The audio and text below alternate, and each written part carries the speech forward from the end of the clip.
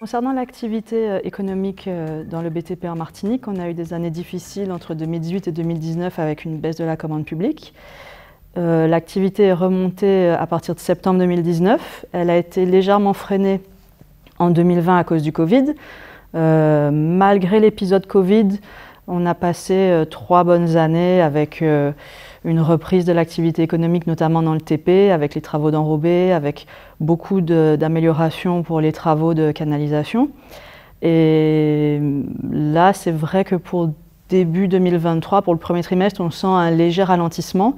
Normalement, il devrait y avoir des appels d'offres qui devraient sortir avec des projets pour les travaux publics, pour le bâtiment. Je sais qu'il y a des enveloppes pour tout ce qui est société de logements sociaux. Il y a des enveloppes pour de la rénovation, pour à peu près 30 millions d'euros.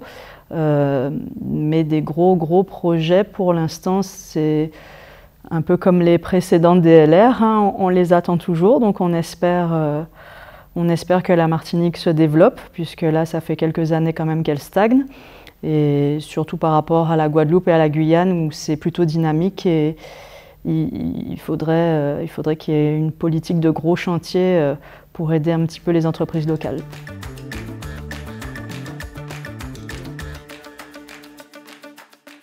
Ce congrès 2023 est mon dernier congrès en tant que présidente de la société Caribloc, puisque cette année voit la concrétisation d'un projet de vente de la société.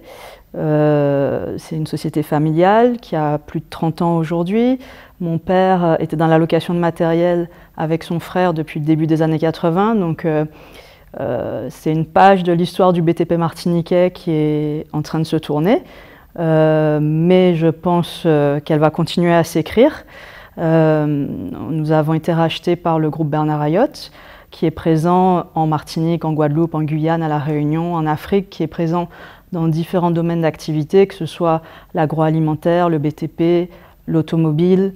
Donc je pense que ça ne peut être que du positif pour l'avenir de Caribloc.